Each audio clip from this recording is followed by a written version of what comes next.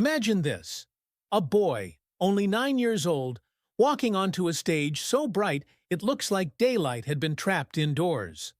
The hall is packed, thousands of faces rising in tears, eyes sharp with expectation. Cameras swing to follow his small figure. The opening bars of the theme song have already faded, and the audience is waiting, restless, hungry. He clutches a guitar nearly too large for him, the polished wood reflecting the glare of the spotlights. His sneakers scuff the stage as he finds his mark. His shoulders are pulled up tight, as though the strap biting into his shirt might keep him from shaking apart. From the first step you can tell, he doesn't belong here. Not yet. The crowd senses it too. Murmurs ripple, quick glances pass between strangers. A boy that young, how could he survive this stage, this kind of arena, where adults with hardened nerves crumble under pressure? He clears his throat, adjusts the guitar against his chest. The microphones are so sensitive that even the squeak of his fingers on the strings echoes through the speakers. And then, before he even begins, the first sound breaks the fragile balance. A whistle. Not sharp encouragement, but a sneer pitched into sound. The kind that cuts the air. It lands on him like a slap. His fingers freeze. He glances up instinctively, searching for the face in the blur of lights. But the hall is too big. All he sees is a shadowy wall of strangers. Another whistle follows, then a laugh. Somewhere in the middle rows, someone yells, "Go home, kid!" The words, though thrown from far away, land directly in his chest. He hasn't even strummed his first chord. The cameras catch his face in brutal clarity. Wide eyes, the beginning of tears already glossing. He tries to blink them away, forces his lips into a tight line. He raises his hand to the fretboard again, but his knuckles are white, the fingers refusing to find their places. The guitar shifts against his small frame like an unwilling partner. The audience doesn't relent. Once one person breaks the line, others follow. Nervous giggles turn to open laughter. A chant almost begins but collapses into scattered boos and mocking claps. The boy hasn't played a note, yet already the hall has chosen to eat him alive. He tries anyway. His thumb scrapes across the strings. The sound is thin, off-key, more squeak than music. Laughter bursts louder, bouncing off the rafters. His shoulders twitch. He tries again, another stray note, broken, uneven. The hall howls as if it had been waiting for this failure. One close-up shows his lower lip trembling. He bites it, hard, trying to hold steady. But the tears are coming. He turns his head slightly, as if searching the crowd for just one kind face, one pair of eyes that won't burn through him. But all he sees are silhouettes leaning forward, hungry for more. The judges say nothing. They sit in their seats, backlit, framed like gods in their high chairs. Their silence is worse than any insult. It lets the hall roar unchecked. The cameras swing again, catching the sweat already dampening the boy's hairline. His hands tremble against the strings, every vibration magnified through the sound system. A single wrong pluck rattles so loud it makes him wince. The first tear falls. He shakes his head quickly, trying to brush it away before the cameras catch it, but they're merciless. The image of his small face, flushed, wet, confused, fills the massive screen behind him. The crowd sees it and reacts with a cruel burst of laughter.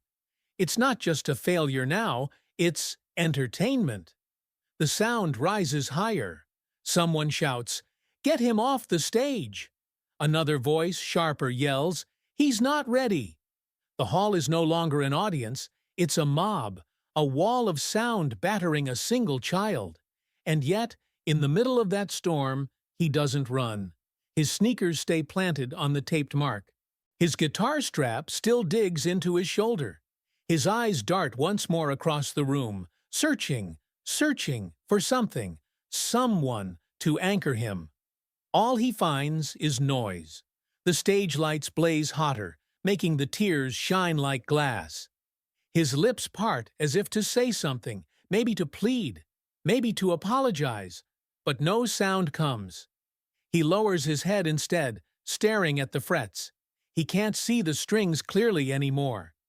His vision blurs with the salt in his eyes. The hall, merciless, claps in rhythm now, mock applause. Thousands of hands slapping together like hammers, drowning him, stamping him down before he has even begun. The judges still do not move. Their silence is suffocating. The hall is in control. The boy is caught in the middle, trembling, alone. And then he lifts his chin, just slightly, enough for the cameras to catch the raw plea in his eyes. He looks again, desperately, into the ocean of strangers, as if begging it to give him just one chance, one face not twisted in cruelty. The noise doesn't stop. It builds. It builds until it feels like the walls themselves are part of the mob, vibrating with the cruelty of the moment. The lights hum, the cameras whir, and the boy, 9 years old, stands in the center of it all, unprepared, outnumbered, and drowning before he has even played. And in that unbearable moment, with the sound pressing down like a storm, the story of the night begins. Just wondering? Where are you watching from? Write it down, Bello. The laughter doesn't ebb. It thickens, as though the crowd has discovered a new rhythm and intends to ride it. The boy's fingers clamp on the neck of his guitar, small tendons straining, nails digging pale crescents into skin. He tries to strum, misses the string, and the empty clack of plastic on wood booms through the hall. The mistake is magnified by the microphones until it feels deliberate. The audience explodes with laughter as if he had told them a joke. One of the judges leans into his microphone, elbow on the desk, voice carrying an edge so polished it gleams. Maybe practice a little longer before you humiliate yourself up here. The line detonates. The crowd howls, clapping, stomping, some even whistling as though they've been granted permission to unleash their cruelty. A man in the front row points at the stage and shakes his head. Up in the balcony, someone yells, "Send him home!" The sound multiplies. The boy doesn't speak. He stares at the guitar strings, hoping that if he looks hard enough, one will guide him to the right note. He scrapes a chord. It comes out crooked, half dead, half shrill. The laughter surges louder, feeding itself. He jerks his hand back as if burned, eyes wide. A close-up fills the big screen behind him, his fingers trembling, sweat glistening against the metal frets. Every wrong touch screeches through the speakers, amplified into humiliation. His small body stiffens as he forces another attempt. A note slips through, then collapses into a squeal. The crowd erupts again. Somewhere in the middle rows, a woman shouts, "Play something real!" Another voice cuts in, "He's wasting our time!" The audience is no longer individuals. It's one loud body, hostile, impatient. The sound isn't music, it's punishment. The boy's eyes flick to the judges, searching for rescue, but they offer none. One whispers to another behind a hand, both smiling, their stage masks intact. Another judge drums his fingers on the table, a tusk amplified to the room. "If you can't find the first chord," he says dryly, "you don't belong on the stage." The audience repeats the line like a chant. The boy drops his gaze to the tape at his feet, the bright X glowing under the lights. His sneakers hover on its edges like toes over a cliff. He doesn't run. He doesn't move. He only breathes in shallow bursts, chest rising too fast. In the upper rows, a teenager lowers her phone, guilt softening her grin. Next to her, a man keeps recording, laughing into the lens. On the main floor, an older couple exchange uneasy looks. A flicker of shame runs through them, but the mob's sound swallows it whole. The boy forces his fingers to the frets again. His lips press tight, hiding the tremble. He pulls an arpeggio, soft, careful.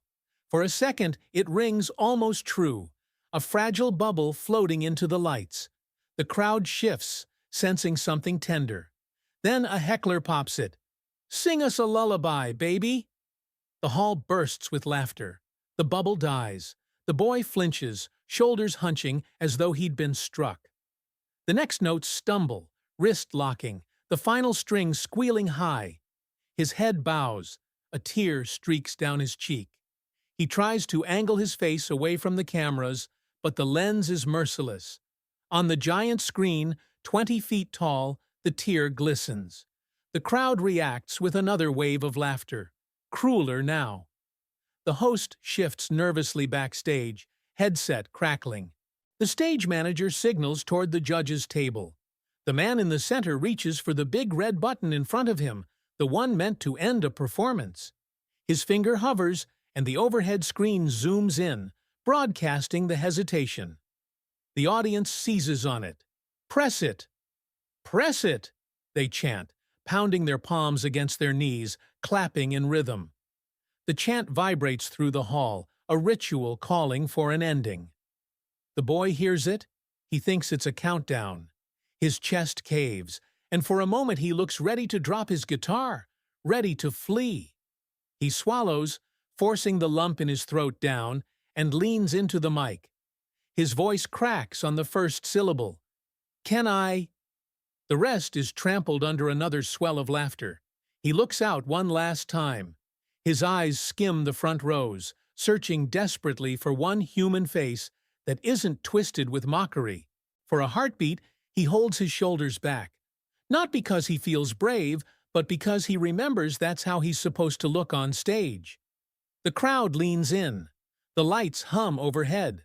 The smell of sweat, hairspray, and overheated plastic hangs heavy.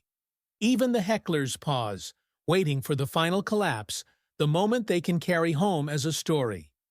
The boy raises his pick again, hands trembling. His breath shakes against the mic.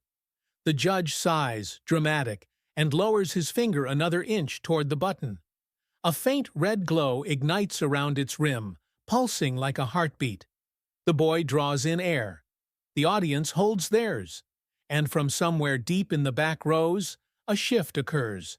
Not sound, but silence. Heads turn instinctively, as though the room itself has changed shape. Something, or someone, has broken the ritual. The judge's finger hovers, the boy's hand quivers, and the crowd waits, caught between cruelty and interruption. The end seems inevitable, but the sound that comes next isn't a chord, and it isn't the buzzer. The sound that arrives is not the buzzer. It is quieter, stranger, a gap in the noise, as though the entire hall has paused for breath. For a heartbeat, the jeers collapse into silence.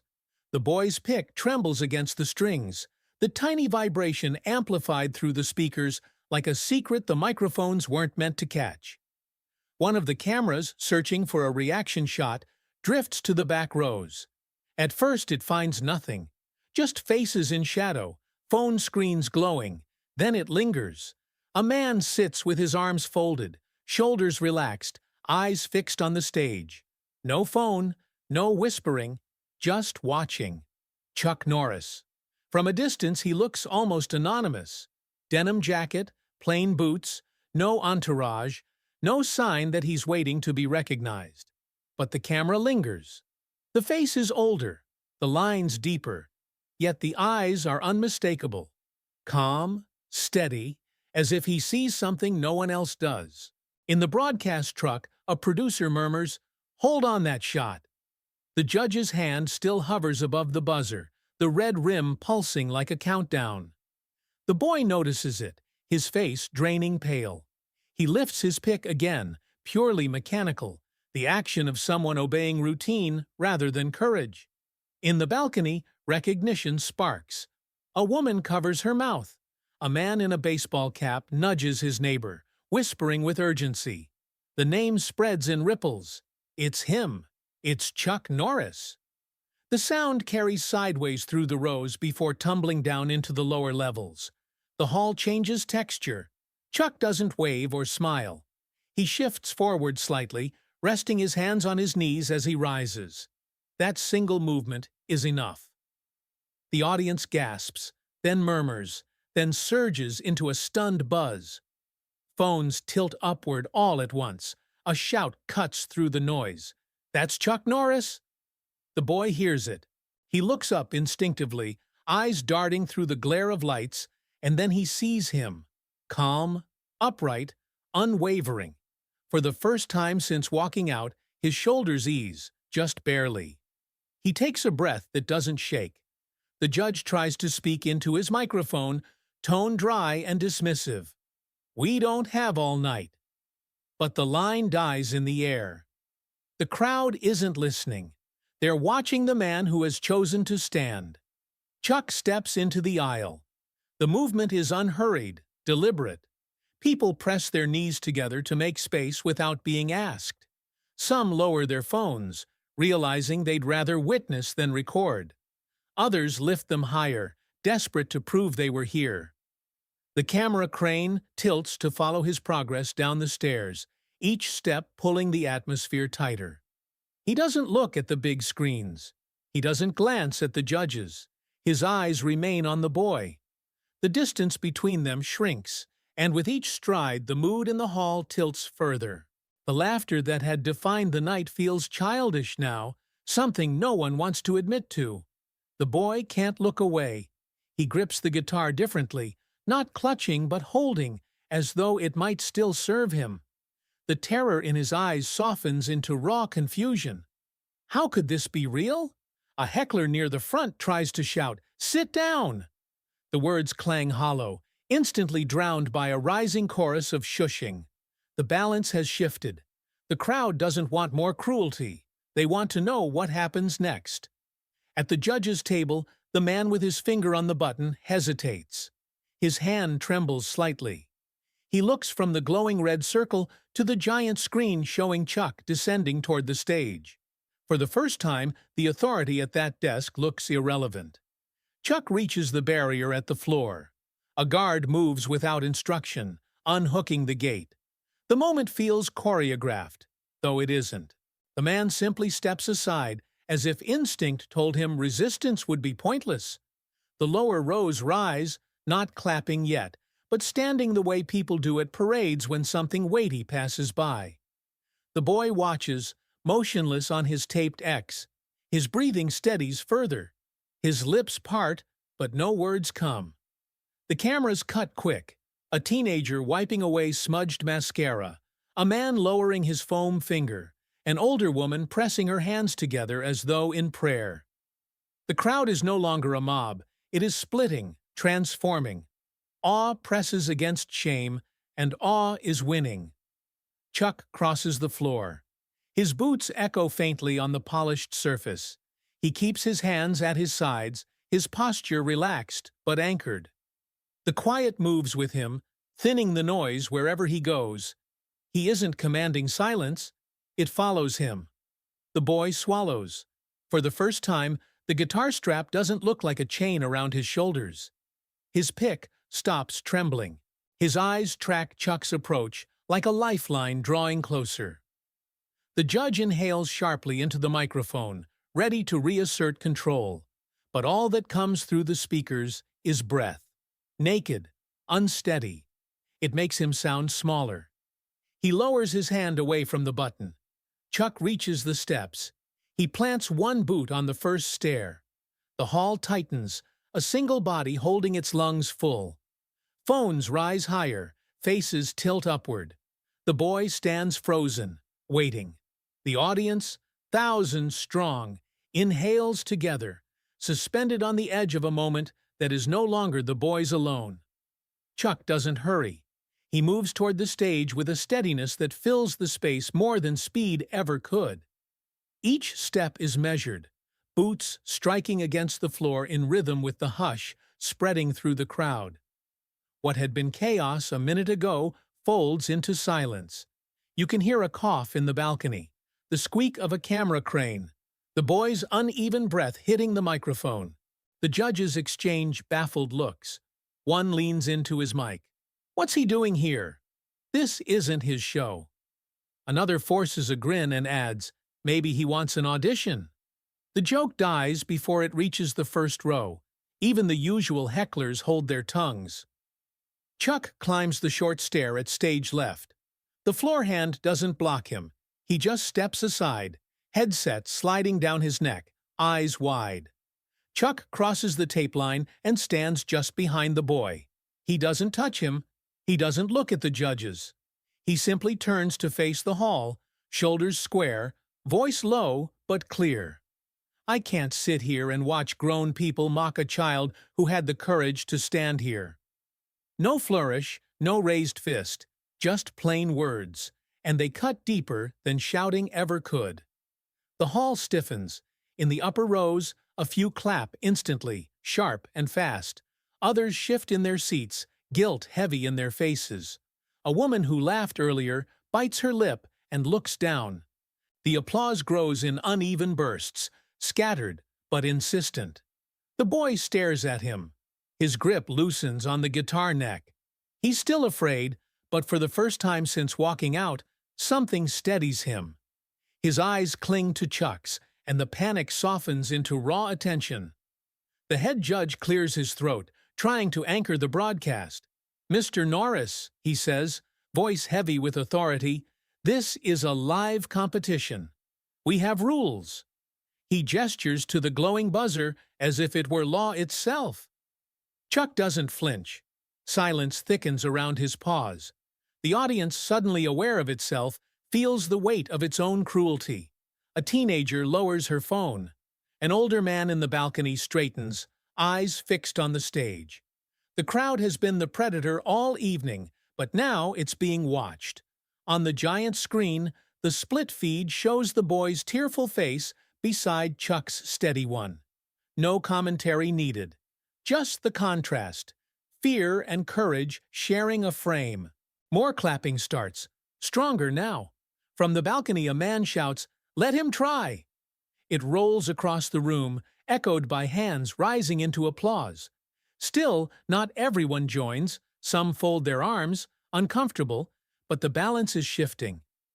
Chuck turns slightly toward the boy. His voice is softer this time, for him more than for the crowd. "You stood up." That's the hard part. He doesn't lay a hand on his shoulder yet. He lets the words do the work.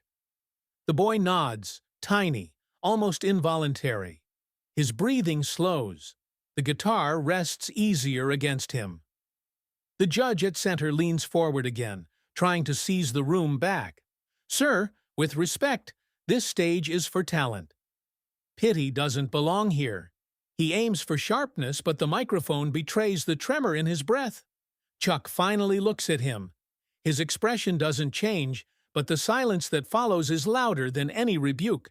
Then simply, "Talent isn't only skill, it's courage. And right now, he has more of it than anyone in this room." The words land hard. Scattered clapping turns to a rolling wave. In the balcony, people stand. On the floor, others follow, slow at first, then faster. The noise rises, not jeering this time, but insistence. The judges exchange glances, realizing the show is no longer theirs to control. The boy looks from Chuck to the hall, overwhelmed. He still trembles, but the fear isn't the same. It has been cut with something new. Hope. His eyes brim again, not with shame, but with disbelief that the tide could turn at all. The head judge touches the edge of his buzzer. The red ring glows faintly, a reminder of authority, but his hand doesn't press. The audience isn't asking for silence anymore. It's demanding a chance. Chuck shifts his stance, calm as ever. "You start when you're ready," he tells the boy. "If your hands shake, that's fine." Mine did too. It isn't a speech, it's permission. The crowd, hearing it, exhales as one. Pockets of standing applause spread wider. The boy's pick lifts, trembling, but this time not from terror alone. The judges sit rigid, faces tight, caught between rules and the current that swept past them. The host waits at the wing with cue cards limp in his hand. Everyone knows the moment belongs to someone else now. And at its center, the boy holds a breath, the crowd holds another. and Chuck stands with the patience of a man who already knows how the night will turn. The silence doesn't last. The head judge, the one who'd been smirking since the boy walked out, leans into his mic. His tone sharpens, words clipped for maximum sting. "Chuck, you're a legend. No one doubts that. But this is a talent show, not a morality class. The truth is simple. The boy can't play." The remark lands heavy, like a hammer swung too hard. The audience groans, restless. Some clap in agreement, eager to get back to the script. Others boo, voices low, uncertain. The room splits.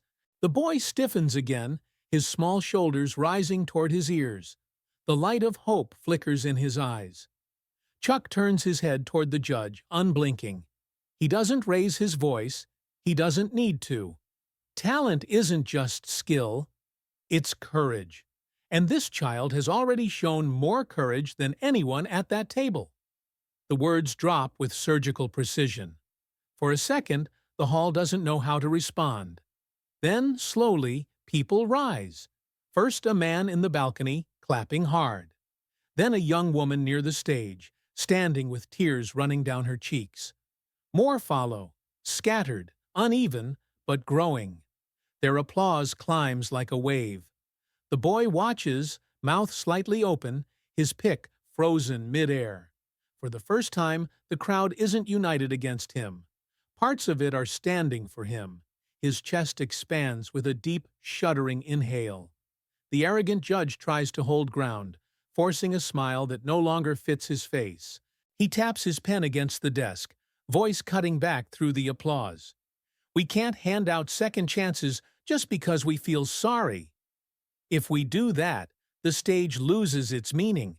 But his words are brittle now, fighting against the sound of clapping feet and voices chanting Chuck's name. His jaw tightens. The cameras catch him sweating, the gleam of stage lights exposing the crack in his performance. Chuck doesn't argue further. He moves instead. Crossing the last steps to the boy, he places one hand gently on the child's trembling shoulder. The gesture is small, but it redefines the stage. The boy's head tilts up. His eyes, wet and wide, lock onto Chuck's. "I'll play with you," Chuck says, just loud enough for the microphones to catch. "Let's show them together." The boy blinks fast, as if unsure he's heard correctly. His lips part, no sound emerging. His fingers hover above the strings, paralyzed by the enormity of the moment. The hall reacts instantly. Applause breaks again, louder now, rolling from the balcony to the main floor. Some people whistle encouragement. Others pound their palms against the barriers in rhythm. A chant begins. Not the boy's name, not Chuck's, but a simple, steady beat of approval. An affirmation that the performance isn't over. The boy trembles under the weight of attention, torn between disbelief and a fragile spark of trust. His knees nearly give way, but Chuck's hand holds steady, a silent anchor. The judge's table becomes a study in discomfort. One stares down at his papers, avoiding the cameras. Another fidgets with her earpiece, as if waiting for instructions from a producer who has none. The arrogant one forces another smile, but his eyes betray him. Narrowed, defensive, afraid of the ground shifting beneath him. On the big screen, the image is clear. A child shaking, a legend standing beside him, the hall rising to its feet. The contrast is unmistakable. The show no longer belongs to the judges. Chuck nods once at the boy, steady and calm. The child's breathing evens. He isn't ready to play yet, not alone. But the idea that someone will stand with him, play with him, plants itself like a seed in dry soil. His fingers flex against the strings. The applause swells again, unprompted, and for the first time all night, it feels like the crowd wants to see him succeed. The arrogant judge leans forward, trying one last time. His words come out thin. "We're not here to be moved. We're here to judge, but no one listens." The cameras stay wide, capturing the standing ovation building section by section. The boy looks out at the audience. Where before he saw only hostility, now he sees faces softening, heads nodding, hands raised in encouragement. His fear doesn't vanish, but it's no longer the only thing inside him. Chuck squeezes his shoulder lightly. "We'll start together," he says, "then you take it from there." The boy nods once, a motion tiny but real, and the hall, still divided but swaying, waits for what comes next. A guitar appears almost instantly. No one sees who brings it, only that a stagehand hurries forward with a second instrument. Chuck takes it with a nod, slings the strap across his shoulder, and sits on the edge of the stage beside the boy. The sight alone redraws the night. A child on one side, a legend on the other, framed in the brightest circle of light. The hall exhales. Then it goes still. Chuck strums once, low and steady. The sound is warm, wrapping through the speakers like reassurance. He sets the rhythm, simple and slow, something a child's fingers can catch. He nods at the boy. The boy hesitates. His hand rises, trembles, then lowers again. Chuck doesn't rush him. Another strum. Steady, patient. Finally, the boy presses his fingers down, plucks one string, then another. The notes are fragile, but they land. The hall leans forward. Nobody breathes. Even the judges stay frozen. Chuck plays on, shaping the rhythm around the boy's uncertain notes. At first the child stumbles, fingers slipping. The sound squeaks, but Chuck's tone never wavers. He fills the gaps, turns every mistake into part of the song. His calm steadiness is contagious. The boy tries again. This time his notes align more cleanly. He glances up. Chuck nods, faintly smiling.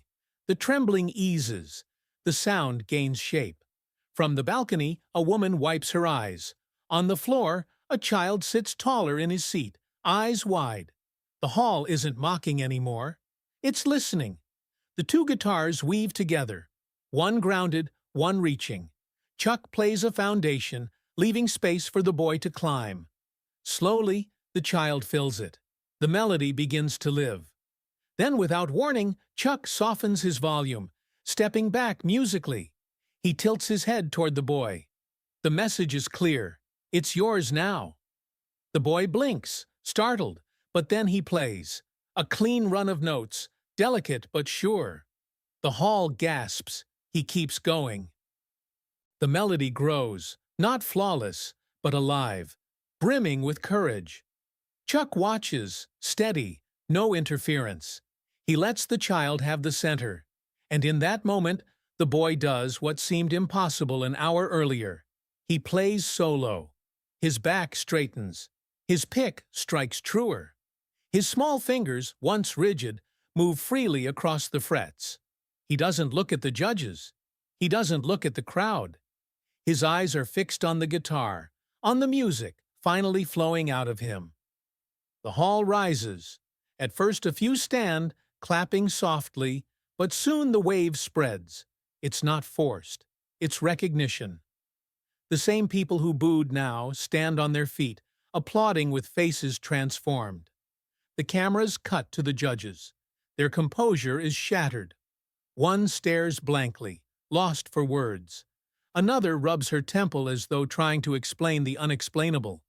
The arrogant one forces a smirk, but his eyes betray unease. The boy finishes with a final chord that rings longer than it should, hanging in the rafters before dissolving into thunderous applause. He gasps, almost laughing, staring at his own hands as if they belonged to someone else. Chuck stands, gently removing the guitar, and helps the boy rise too. Together they face the audience. The hall is already on its feet, clapping, cheering, crying. Some wave their phones in the air like stars. Others simply press their hands to their chests. The boy can't hold back. A tear falls, but this time it carries relief. He lets it run down his cheek, smiling wide. Chuck raises the microphone. The applause softens but doesn't die. He waits until the hum of lights is audible.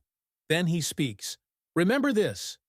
Strength doesn't make someone a legend. Courage does. The courage to walk onto a stage when the world is against you. The hall erupts again, louder than before. People cry openly. Strangers hug each other. The cameras catch faces shining, jaws dropped in awe. On the judge's table, the arrogant one fumbles with his notes, pretending to shuffle papers. He can't look up. The boy stands tall beside Chuck, clutching his guitar, no longer trembling. The cameras frame them together, legend and child, united not by victory, but by defiance. And in the spotlight, Chuck lowers the microphone, steady as ever, while the boy's smile tells the entire story. He came here alone, but he will leave believing.